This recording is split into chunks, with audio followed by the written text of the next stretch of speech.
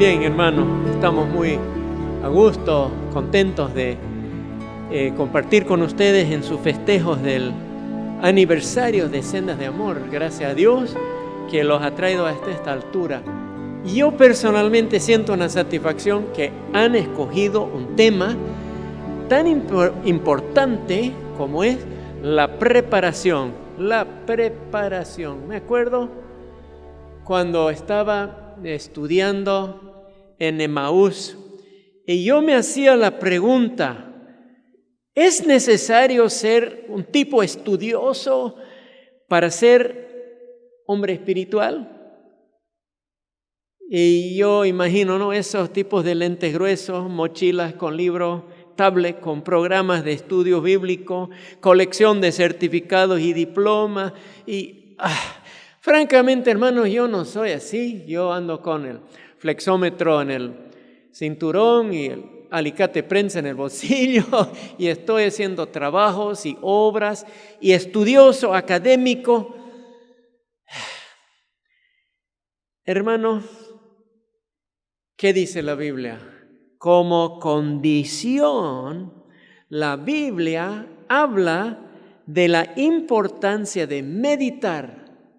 Salmo, no necesariamente de vencer estudios y acumular certificados, pero de meditar. Salmo 1:1, mayormente lo saben de memoria, que dice: en la ley de Jehová está su delicia, ¿no?, del varón de Dios. En la ley de Jehová está su delicia y en ella medita de día y de noche, ¿no?, a fin de crecer, a fin de dar mucho fruto, a fin de mantener su vigor. Por eso dice: su hoja no cae, y a fin de prosperar en todo, salud, hogar, negocio. No, la Biblia no está con secciones así, no está tan solamente que va a prosperar en la obra del Señor, no. Y todo lo que hace prosperará, dice. Y Josué 1, versículo 8, dice lo mismo: nunca se apartará de tu boca este libro de la ley, sino que de día y de noche, otra vez, de día y de noche, meditarás en él para que guardes y hagas conforme a todo lo que está en ella escrito. Entonces harás prosperar tu camino y todo te saldrá bien. ¿Te crees capaz de meditar de día y de noche? Bueno, eso es lo que está diciendo la palabra de Dios. Meditar en la palabra de Dios, de día y de noche. De día nosotros recibimos información. De noche, como una olla hirviendo, saltan pedacitos y se recombinan en formas caprichosas, pero a veces esas ideas como que se conectan, y es por eso que inventores y investigadores a veces encuentran soluciones a sus problemas entre sueños, en las noches, ¿no?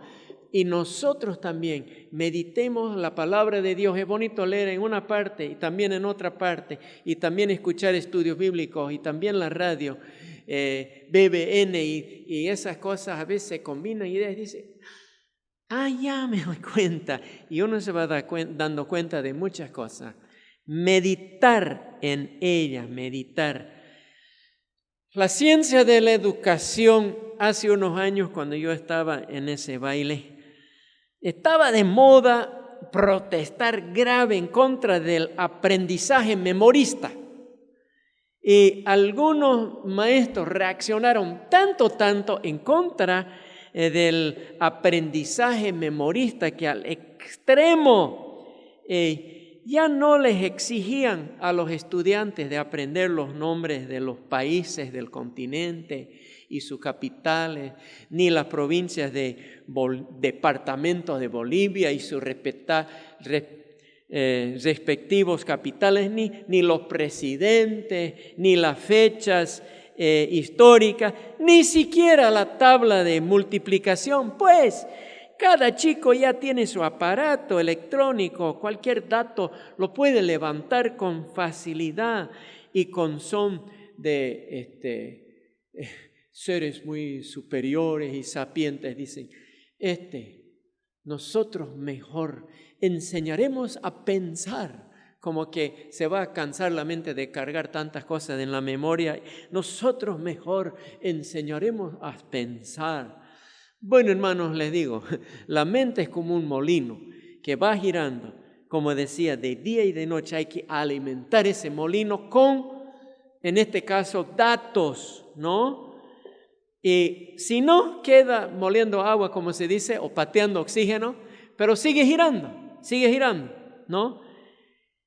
En nuestro caso, hablando de preparación cristiana, la materia prima que se tiene que echar en ese molino es palabra de Dios, palabra de Dios. ¿Crees que te sería posible meditarla, triturarla, procesarla de día y de noche? Eso es lo que se quiere, hermanos. Esa es la meta. Toda la escritura es inspirada por Dios. ¿Saben dónde dice eso, no? 2 Timoteo 3, verso 16.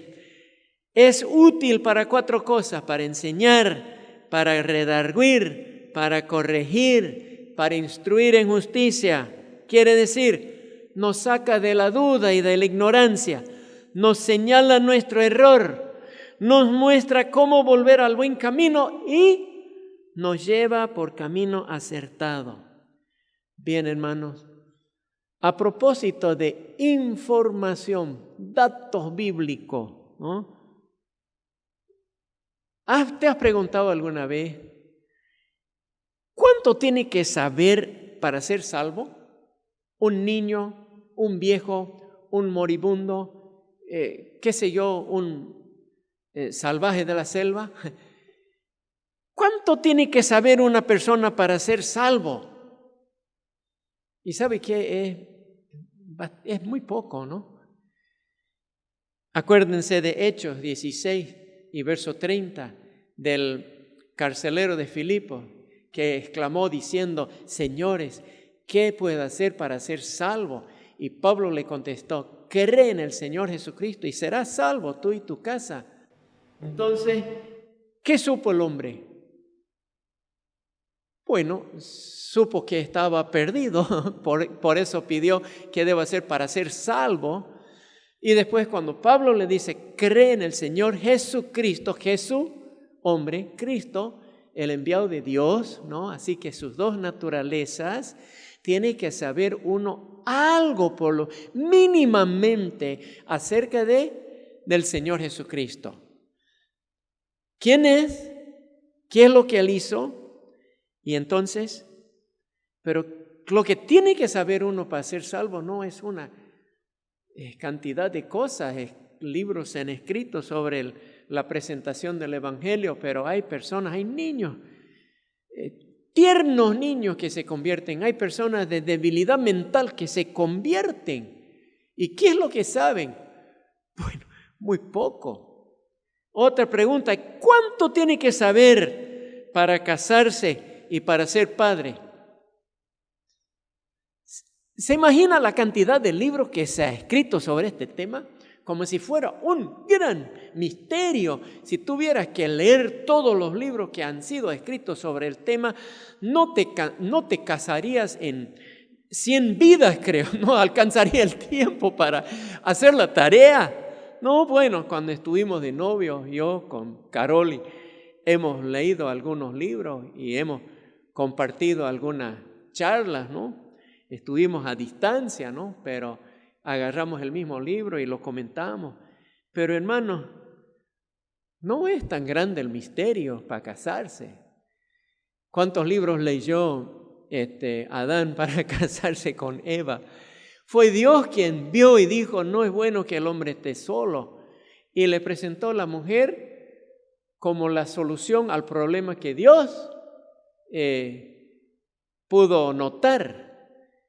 El matrimonio no es un problema, es una solución a un problema y está diseñado para funcionar. Y bueno, claro, nosotros no hemos chipado tanto que a veces hace falta mucha consejería y enseñanza, orientación. Y está bien, bienvenidos los cursos sobre matrimonio, sobre noviazgo, sobre todo eso. Pero ¿cuánto realmente tiene que saber para casarse. Que un hombre es para una mujer, que una mujer es para un hombre. Bueno, son cosas sencillas, básicas. ¿Cuánto tiene que saber para tomar la palabra en la Santa Cena? ¿Qué dice? Tiene que haber vencido mínimamente el curso de Emaús en memoria de ti, ¿no? No, hermano, no, ni eso, ni siquiera el siervo de Dios, ni siquiera el primer curso de alabanza. Tienes que ser salvo, tienes que compartir algún pensamiento del Señor, nada más. No es ni un mensaje de 3 puntos o de 7 puntos para ser más espiritual. Nada más un pensamiento del Señor. ¿Cuánto tiene que saber para tomar la palabra, para llevar una vida de oración? Otra vez, hermanos, ¿cuántos libros se han escrito sobre eso? Yo no los he leído mucho. Prefiero utilizar mejor el tiempo orando. ¿Cuánto tiene que saber para enseñar en la iglesia? Otra vez, es bueno, hermano, yo no estoy despreciando lo que es la preparación en seminario y los cursos bíblicos y todo eso. Pero, hermanos, ¿cuánto es el mínimo necesario? Recién recibimos una carta de Jeremías de Chipre. Él está apoyando a la obra entre los de habla turco en Bulgaria, y en una cierta ciudad el pastor falleció y la congregación ha pedido a un joven de 18 años que haga el trabajo de pastor de la iglesia. ¿Qué va a hacer? Si no hay nadie más quien lo haga, lo va a hacer, hermano, y con la ayuda del Señor va a poder. Bueno, hermano, se aprende la palabra de Dios en la casa para comenzar, en primer lugar. Las historias bíblicas con sus ejemplos, y no necesita elaborar unos estudios con puntos y con versículos de memoria y aplicaciones y todo. Cuenta la historia y es facilito. Yo hasta ahora recuerdo un librito con láminas que mi mamá no sabía leer para dormir a veces, ¿no? Y yo tenía mi favorito y era Rebeca y los 10 camellos. Y qué guapa esa chica que le dice: tome, Señor, sírvase agua y yo daré de beber a tus camellos también.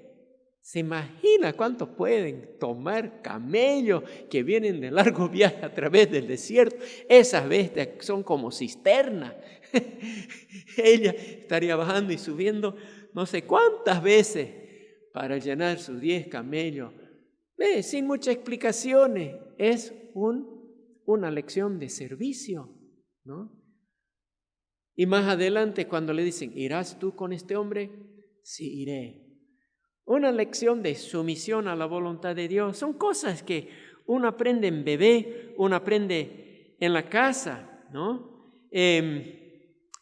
La lectura bíblica en la mesa, ojalá en su casa, en hogares cristianos, es decir, es la norma. Algunos se han convertido en hogares de inconversos, que no se sabe de palabra de Dios, ni siquiera de comer juntos tal vez, ¿no?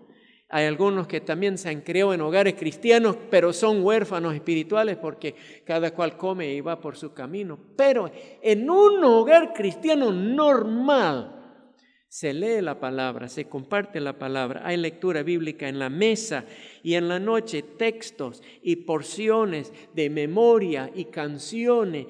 Ese es el hogar cristiano normal y el niño asimila un montón. Para servir al Señor, ¿cuánto se necesita saber? Hablando de preparación. Me acuerdo que nos contó una vez el hermano Mario Ponce que quedó averiado en el camino a Cochabamba, cerca de Chinaota o no sé dónde, algún lugar que no estaba ni en el mapa en aquel entonces. Y él con su hijo se alistaron para dormir en el auto cuando estaban cantando coros e himnos. Y dijo: Clive, vamos a ver. Y bajaron del auto y fueron y encontraron un pequeño local. Y la gente ahí cantaban himnos y coros y oraban. Y no era más porque nadie se animaba a enseñar la palabra. Era una iglesia sin pastor. Y uno de los mayorcitos ahí lo vio entrar a Mario con cara de profesional, de citadino, y le dice: ¿usted sabe de explicar la palabra de Dios? Y Mario dice, con su típica humildad, dice: lo que he aprendido, eso puedo compartir. Hermanos, tenemos aquí una visita. No sabía ni su nombre, le dio el púlpito y Mario dio uno de sus buenos mensajes de 20 minutos y los hermanos decían: otro, por favor, otro. Estaban muertos de hambre ahí. Pero no podemos decir lo mismo. Lo que yo he aprendido, lo puedo compartir. El hogar cristiano, ahí es donde uno aprende muchas cosas, modales y Biblia.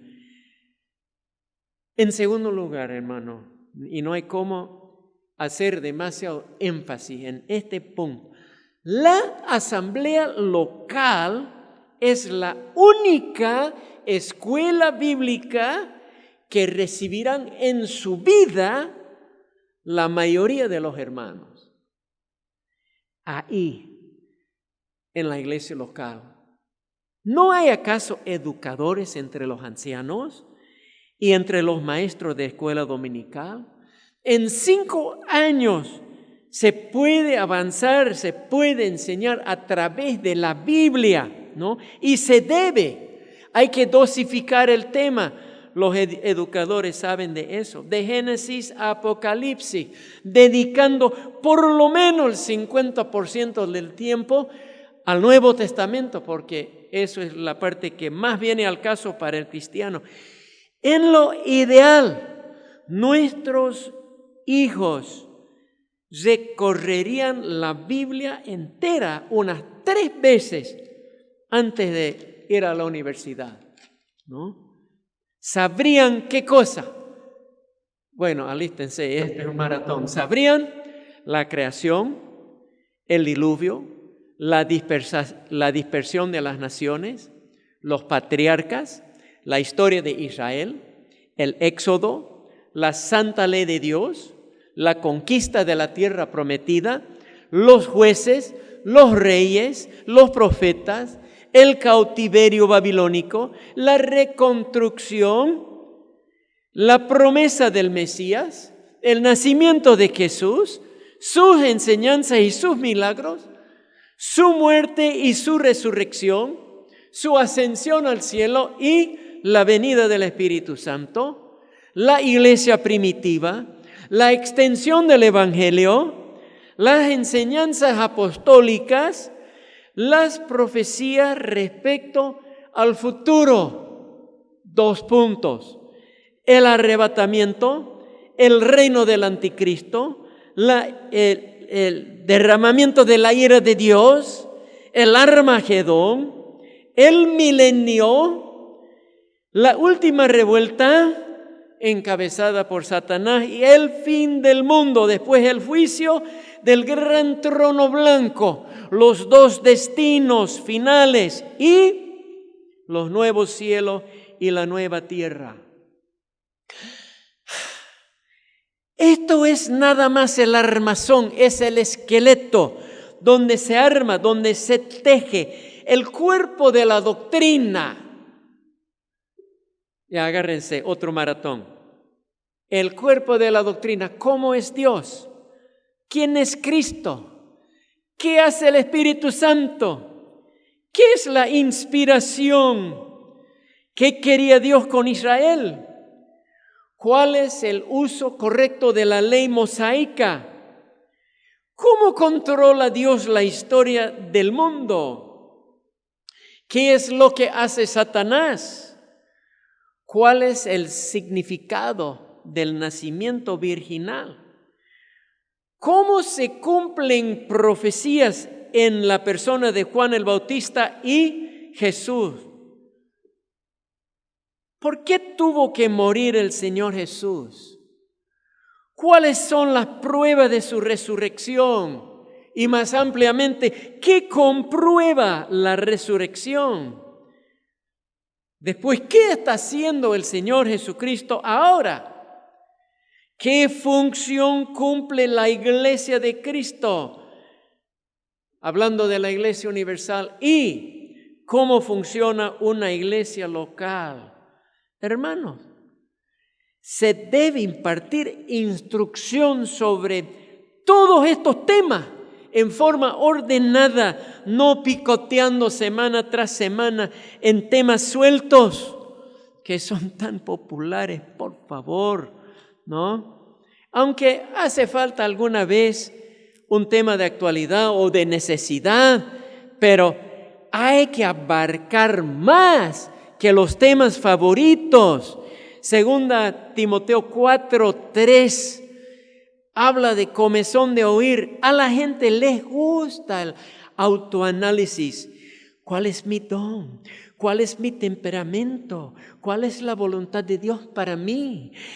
¿Con quién debo casarme? ¿Cuál es la solución para mi problema? Hermano, querido, no es todo acerca de mí. Hebreos capítulo 5, verso 11. Y esto no es para todos, pero si le junta, como dice Hebreos 5, verso 11 y 12. Acerca de esto tenemos mucho que decir y difícil de explicar, por cuanto os habéis hecho tardos para oír, porque debiendo ya ser ya maestros, después de tanto tiempo, tenéis necesidad de que se os vuelva a enseñar cuáles son los primeros rudimentos de la palabra de Dios. Y habéis llegado a ser tales que tenéis necesidad de leche y no de alimento sólido, un jalón de oreja. ¿Cuánto tiempo eres creyente? ¿Has avanzado del primer nivel o siguen ositos? Hermano, bueno, tal vez tiene la culpa la iglesia porque enseñan lo mismo y lo mismo.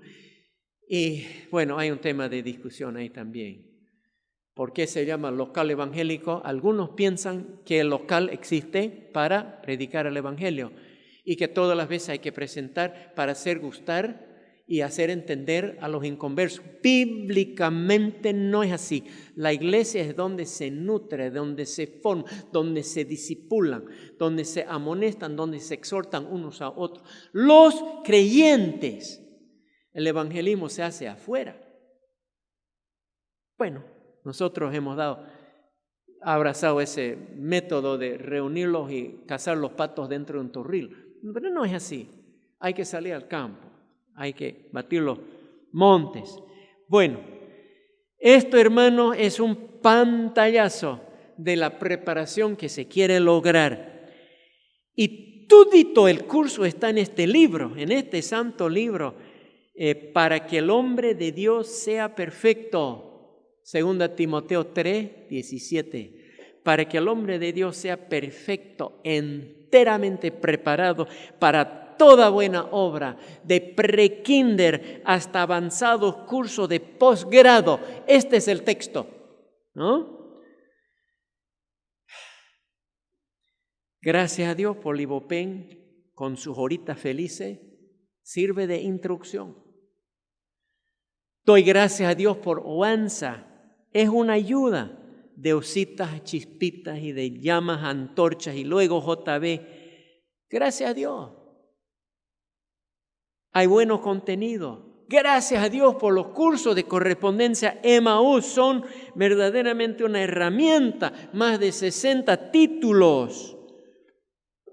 Después hay cursos por internet que ofrece BBN. Hay seminarios que se dan periódicamente en Los Negros. Gracias a Dios.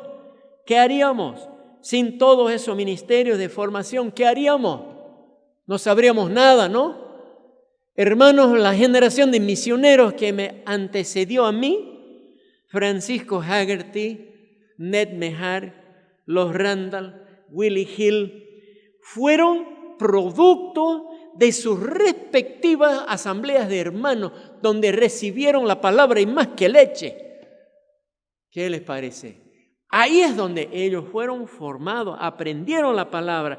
Y algunos de mi generación también, Kiko Brown y Jürgen Schultz, son producto de sus respectivas iglesias locales. Títulos de estudios teológicos no los tiene. E incluso cuando yo me perfilé para venir a Bolivia, le escribí al hermano Francisco y le dije: hermano, en la voluntad del Señor, termino colegio, voy un año a Emaús y después voy a Bolivia. Y él dice: está bueno tu plan, hermano Marco, pero venga nomás después de salir de colegio, ¿para qué vas a ir a Emaús? ¿Y por qué decía eso? Era un reflejo de la mentalidad de esa generación, que cuando uno va a un instituto bíblico, para ellos, está haciendo una declaración del fracaso de su iglesia local, que no pudo cumplir su trabajo. Y por eso tuvieron que ir a otro lado a recibir formación teológica bíblica, ¿no? Bueno, tal vez han cambiado las cosas, no sé. Y en Bolivia también muchos de nuestros queridos ancianos tienen bajo nivel de preparación teológica y algunos incluso limitados en sus estudios, pero hacen lo que pueden, ¿no? Pero en Bolivia se ha suplementado la labor de las asambleas locales mediante conferencias bíblicas. ¡Qué lindo ministerio hemos recibido en conferencias bíblicas en Camiri! Y yo he asistido en otros departamentos. Lindos ministerios traídos por hombres de Dios. Y los hermanos, algunos hasta analfabetos, casi pueden repetir todo el mensaje sin tomar apuntes, pero aquí los toman vía oral, no sé cómo. Su mente funciona de otra forma, ¿no? Hermano, es un suplemento, quiere decir suplefalta. Yo admito que la Facultad Bíblica Camiri es suplemental a lo que aporta el hogar cristiano y la iglesia local a la preparación del joven cristiano. Hermanos, la gran meta es pensar bíblicamente, reformatearnos, ver el mundo, la política, las diversiones, las plagas, los incendios, la ecología, la economía, cualquier tema a través del filtro de la palabra de Dios, pensar bíblicamente. 1 Corintios 2 y verso 15. 1 Corintios 2 y verso 15 dice que el hombre espiritual juzga todas las cosas. ¿Por qué? Porque tiene una orientación, un punto de vista. Se ha leído, se ha estudiado 3 veces la Biblia de Génesis, Apocalipsis antes de salir para la universidad. No te van a meter la cucharilla en la boca muy fácilmente, ¿no? Y si sigues alimentándose de la palabra de Dios de por vida, meditando en ella de día y de noche, hermanos, se va a cumplir eso. El hombre espiritual juzga todas las cosas y vierten opiniones baratas y sonzas por todos lados. Y uno tal vez no va a hacer alarde, pero va a decir: no, yo no lo veo de esa forma, porque la Biblia dice, ¿cuánta falta nos hace que more la palabra de Dios? La palabra de Cristo dice en abundancia en nosotros, dice en Colosenses 3:16, que more la palabra de Cristo en abundancia, como rebalsando en nosotros. Tal vez no seamos muy intelectuales ni tan académicos, pero nuestra preparación espiritual, hermano, depende de estar bien agarrado de la palabra de Dios. Ánimo, Señor bendiga.